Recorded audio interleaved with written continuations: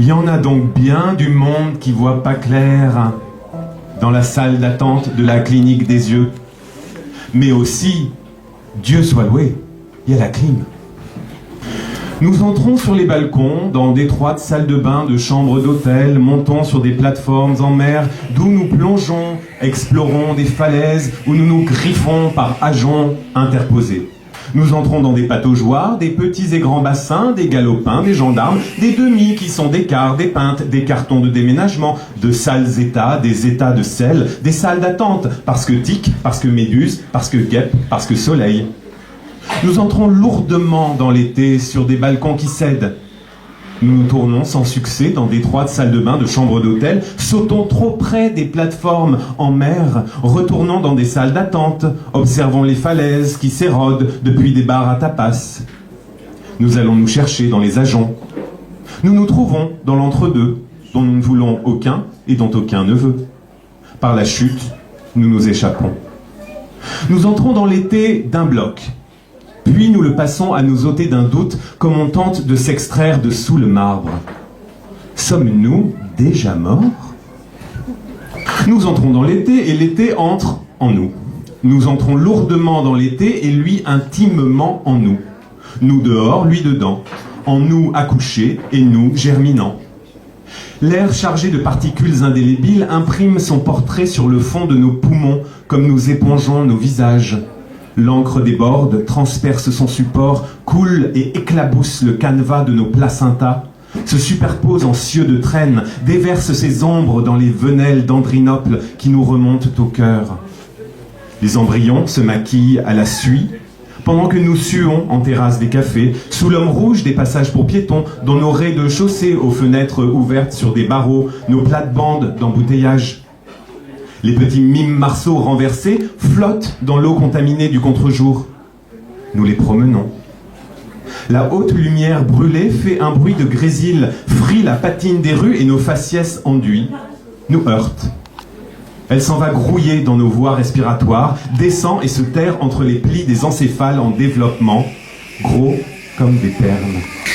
Lourd de fatigue, lourd de regrets, lourd de désirs saturés, lourd de fumée, lourd de passé, lourd d'horizons saturés, lourd d'oubli, lourd d'absence, lourd de présence en substance, lourd de carbone, lourd de plomb, lourd d'hydrocarbures saturés, lourd de dettes, lourd de peur, lourd d'objectifs ravalés, lourd d'usure, lourd de futur, lourd d'ossature, lourd de circuits saturés, lourd de chaleur, lourd de cendres, lourd de noyades, lourd de chair morte, lourd de rancœurs accumulées, lourd de tessons de peau cassée, lourd de solutions saturées.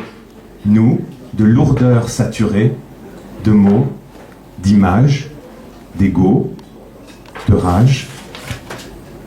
Lourd de pages arrachées, lourd de chiffres gonflés, tronqués, de soustractions en plein visage, de dividendes d'humanité, lourd de promesses diluées, lourd d'additifs ingérés, nous de sang mauvais, nous de mercure, nous gonflés d'inhibiteurs de respiration cellulaire, nous embarquons sur l'été qui se renverse dans une mer d'huile. De Liège à Zarzis, 4h10. Mais la plage du casino jouxte salle de l'abattoir. Bagages déposés à l'hôtel, ouverts sur nos lits blancs, coup d'œil jeté à la vue du balcon, maillot enfilé, et nous courons nous baigner. Nous suivons la langue de sable en équilibre entre deux palmiers et nous enfonçons. Pieds, genoux, taille, poitrine, tête, liberté. Sur le rivage attend allongé un dromadaire harnaché.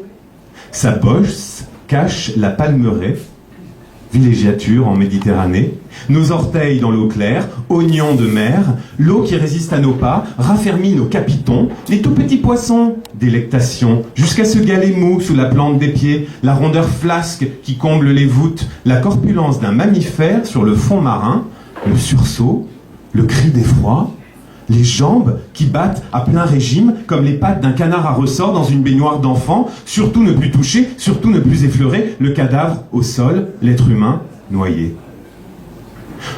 De retour au sec, nous appelons nos proches, sanglotons et téléphone. Hoquetons, reprenons, hoquetons. Ne faisons pas sens, alors nous retournons filmer la scène, le corps oscillant dans le flou marin, en découvrons 3 autres, échoués plus loin. Et c'est cette vidéo que nous montrons au personnel de l'hôtel de luxe, puis aux officiers de police, qui nous enjoignent avec fermeté de ne rien dévoiler à quiconque de ce malheureux incident. 86 migrants, personnes, hommes, femmes, enfants, ont fui la Libye et coulé au large peu après le départ. Trop de corps dans un seul canot. 3 ont été repêchés vivants. La mer recrache les autres au compte-gouttes depuis 10 jours. Les autorités ne s'étendent pas sur le sujet. Elles ont raison, nous sommes effrayés et amers. Notre Éden balnéaire ruiné. Nos vacances gâchées. Le tour opérateur est à court d'arguments, ne sait plus quelle solution suggérer. Une cellule psychologique est dépêchée sur place pour nous aider à laisser derrière nous ce lourd début d'été et reprendre goût au cocktail de bienvenue, offert tous les soirs par l'hôtel dans lequel nous sommes relogés. Les camions poubelles s'activent au loin, charrient les dépouilles anonymes et boursouflées jusqu'à une fosse commune que creusent et creusent et creusent les pelleteuses, soulevant des siroccos de poussière qui nous bouchent la vue et nous piquent les yeux.